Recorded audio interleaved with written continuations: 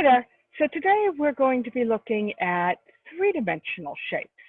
And instead of talking about area and perimeter, we're going to be talking about the concepts of volume and surface area. As we do this, I should say that all of the images in this presentation, almost all of them, have been grabbed off the internet because these are really hard things to draw. So volume and surface area. Volume measures the inside of the shape. That is the number of cubes you need to fill it up. And the units, we're counting cubes. So the units are how many cubic feet, cubic inches, cubic centimeters you need, or usually written as feet cubed, inches cubed, centimeters cubed. Surface area, by contrast, measures the outside of the shape. Think about painting it or covering it with squares. And surface area measures the number of squares you would need to cover it. And our units are those units of those number of squares: square feet, square inches, square centimeters. And that's the idea here. We've got this box, and the surface area of the box is these rectangles that make up its outside. Whereas here, the volume would be counting all of the cubes in it. So our basic shape, our simplest shape is cube. Cube has side length s. They're all the same. And the volume of the cube is just s cubed. That's why we call raising something to the third power cubing it. So think about the surface area. Every side, every face of this cube is a square with area s squared. So how many sides or faces does a cube have? You might find it helpful to think about a dice. Use that to figure out its surface area. And tell me on the form what your formula would be for the surface area of this cube. So this cube has 6 sides. It has a top and a bottom. It has a left and a right, and it has a front and a back. And every one of those cubes is an s by s square. So its surface area is 6s squared. Much like I said for perimeter, but more so here because the equations are going to get a little messier. Don't measure formulas for surface area. You really want to try to understand how the shape is built up, what the components of the shape are, and use that to calculate the surface area. So one step more complicated in the cube is what we call a rectangular prism. I've also heard it called a rectilinear parallelepiped, that is all the sides are parallel, or more simply, a box.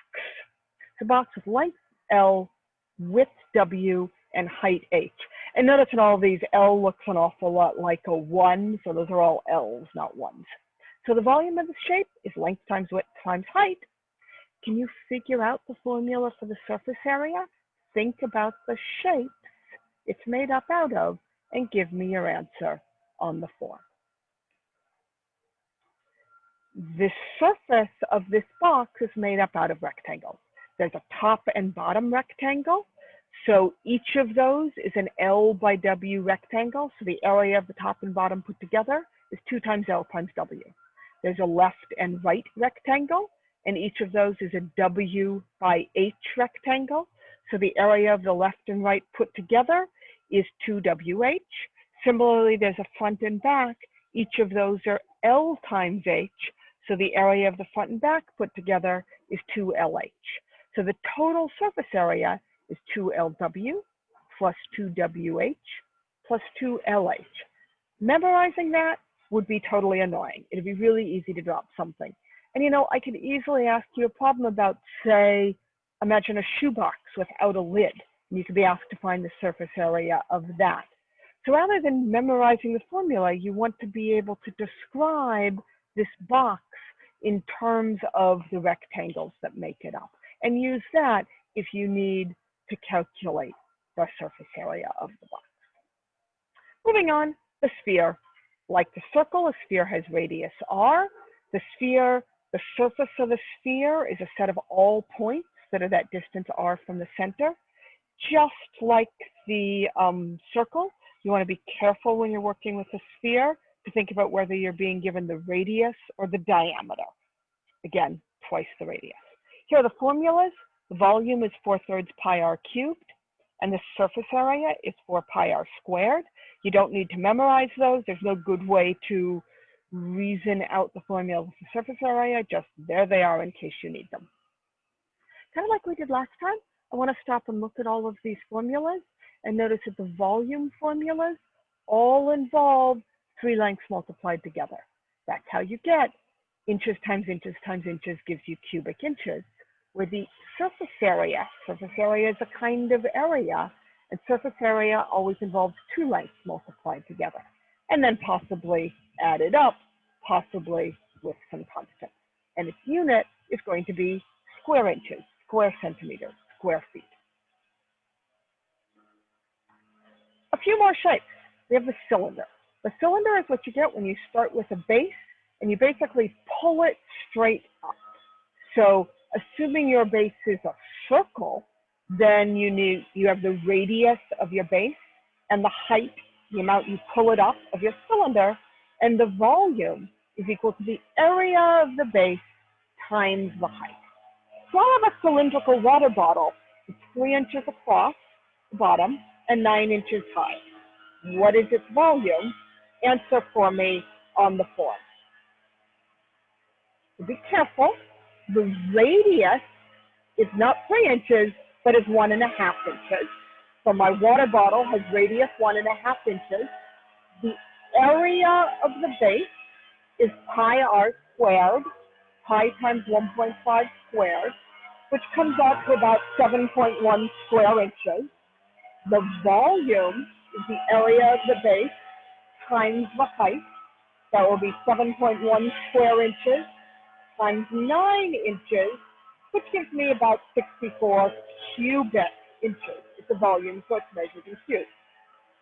Your answer might be a little bit different depending on where you round it. That's just fine, but it's got to have that unit, cubic inches. Okay, what about the surface area of the perimeter? Think about the surface of a perimeter. We have a top and a bottom, which are both circles, and then there's the side. And if you cut the side of this cylinder and unrolled it, you would get a rectangle. The height of the rectangle is the height of the perimeter. What is the length of the rectangle? The length of these sides. I want you to look at this picture and see if you can figure out what the length of my rectangle is, and answer for me on the form. So this side of my rectangle is what we've needed to wrap all the way around the circle, which is the top. That is to say, the length of that side is the perimeter, or the circumference of the base, or the top, or same thing, of the cylinder. So the length of the side is 2 pi r, the formula for circumference.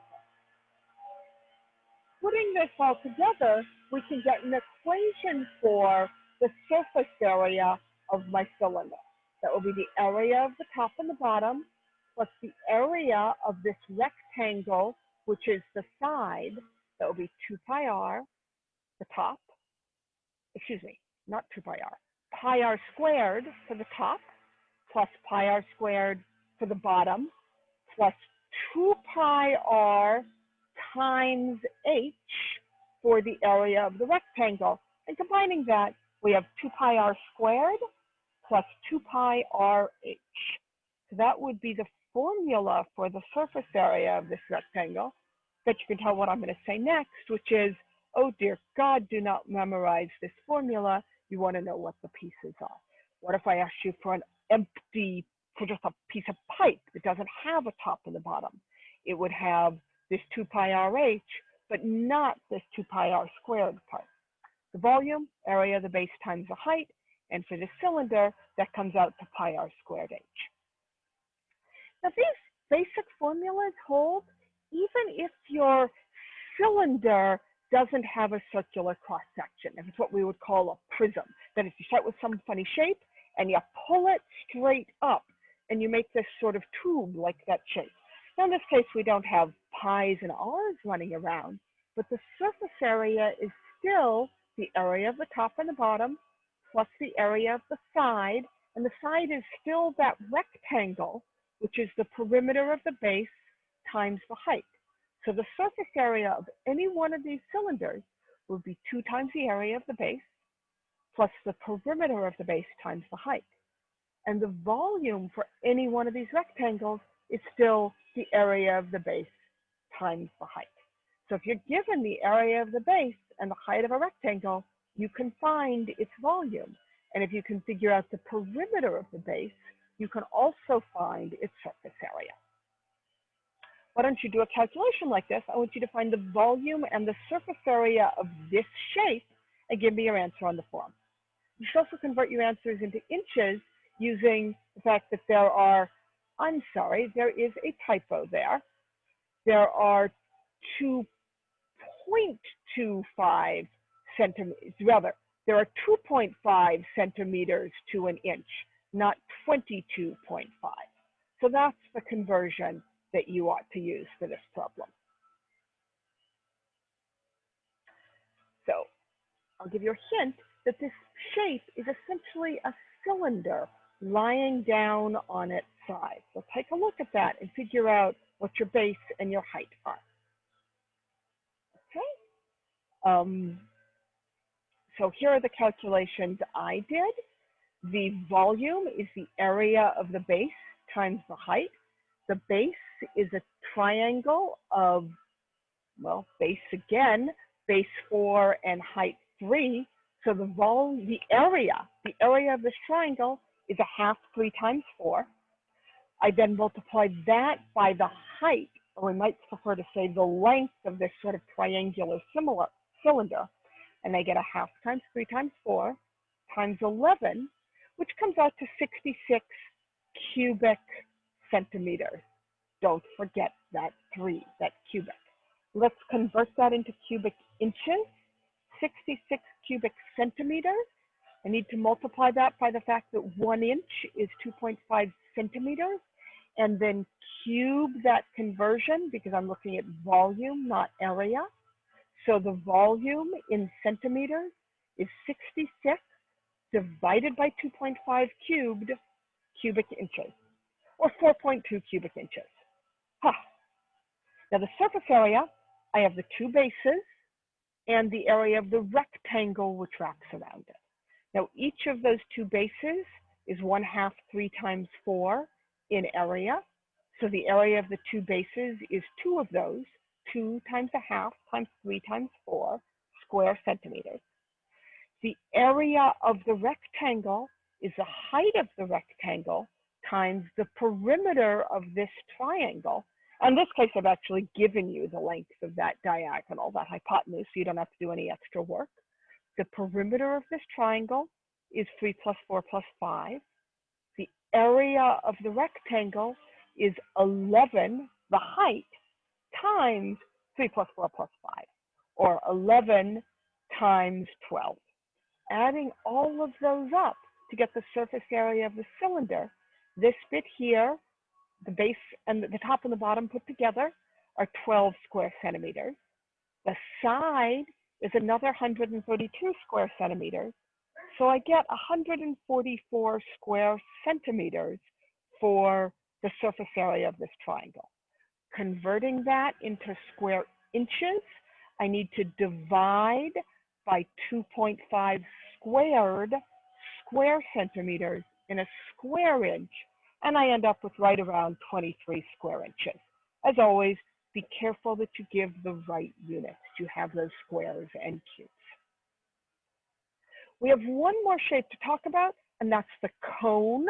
A cone is some base and then a point called the apex up high, and you connect that point to the base. The most common sort of cone is a circular cone, but kind of like my cylinder, it doesn't have to be. If you had a square base or a triangular base, you'd be looking at a pyramid here. So for these cones, we have a base and a height. The height is just the distance from the apex to the base. The volume is 1/3 of the area of the base times the height. This is sort of like the formula for a triangle, which is 1/2 of the base times height, except for kind of up a dimension. So instead of 1/2, it's 1/3. If your base is a circle, that's 1/3 pi r squared h. But again, your base could be some shape other than a circle. Finally, like the triangle, you can't get the surface area just from the base and the height. I could take that point up there, that apex, and I could move it way off to the side.